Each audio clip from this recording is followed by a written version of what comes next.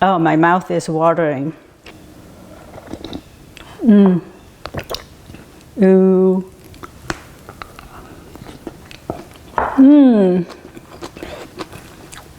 Okay guys, I'm gonna keep eating.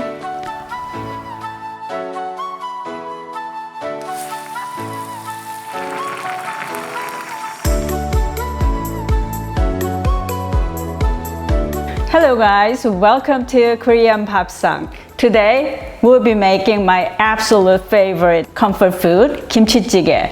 It's the dish I crave the most when I travel, and to me, nothing says home like the smell of kimchi찌개. Let's get started. The star of the dish, or the most important ingredient, is obviously kimchi. As long as you have a good kimchi that's really sour, kimchi찌개 is hard to mess up. If you want to make kimchi at home, it's really not that difficult with a small batch recipe. I have recipes for traditional 배추 kimchi, napa cabbage, and a vegan version of that, as well as easy version that's made with a cut up cabbage. This is my kimchi cutting board, so my cutting board doesn't get stained. Smells amazing. This kimchi is about 6 weeks old, and it smells really, really amazing.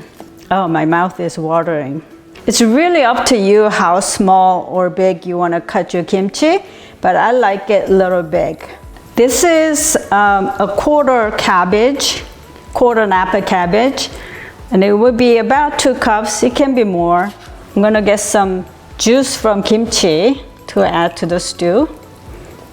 Whenever you get some kimchi out of your container, just make sure you press it down like that.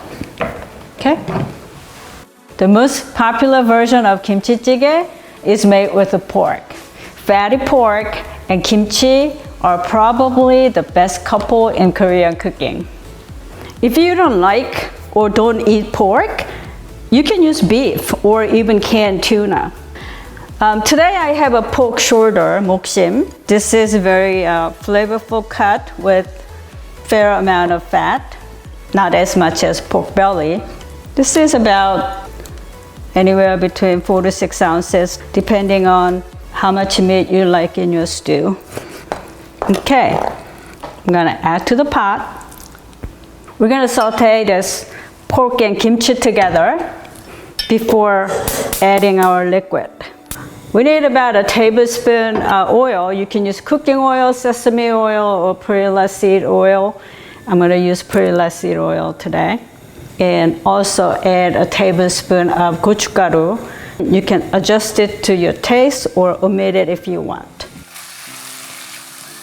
We're gonna stir fry this until kimchi turns translucent and pork is cooked through.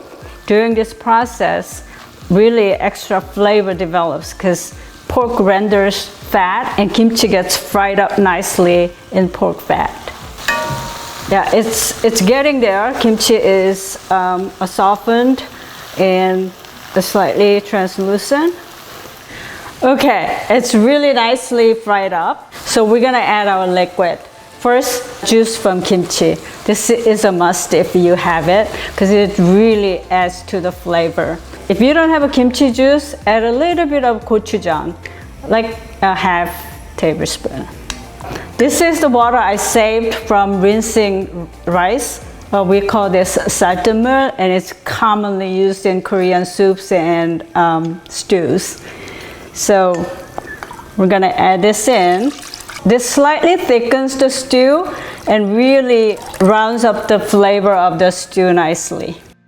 We're gonna bring this to a boil and let it boil for a few minutes, and then cover and boil for a good 15 minutes. You really need to boil for that long for the kimchi to soften up and the stew to develop that wonderfully rich taste. This is why kimchi찌개 tastes better next day when you heat up.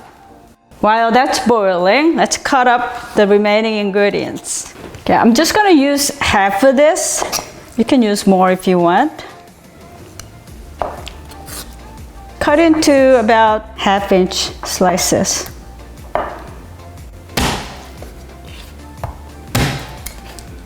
couple cloves of garlic.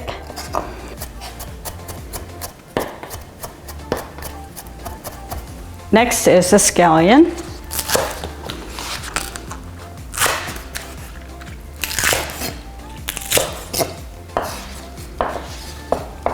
Okay, let me see. Okay, now it's ready.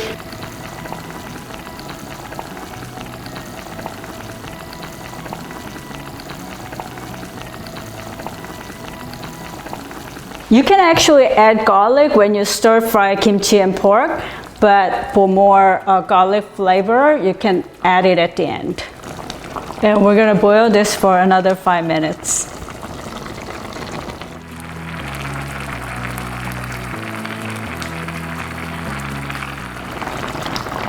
Taste a little bit. This is good for me, but if you need additional seasoning, you can use a salt, soup soy sauce, fish sauce, or even saeujeot, salted shrimp. Those are all good options for additional seasoning. Okay, the tofu has nicely softened, so it's ready.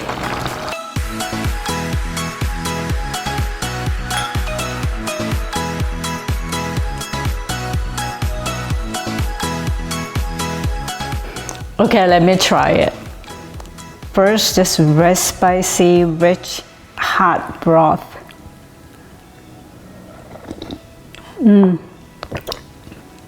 So delicious. And kimchi has nicely softened. Ooh, this is how I eat. Ooh.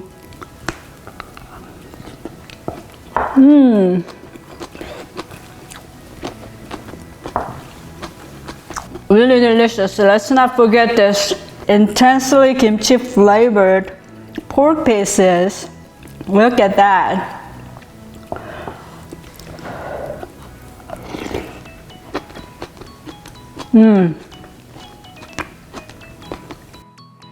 It's comfort food at its best. I can't wait for you to try it. Thank you for watching. Please subscribe if you haven't done so already. And see you next time.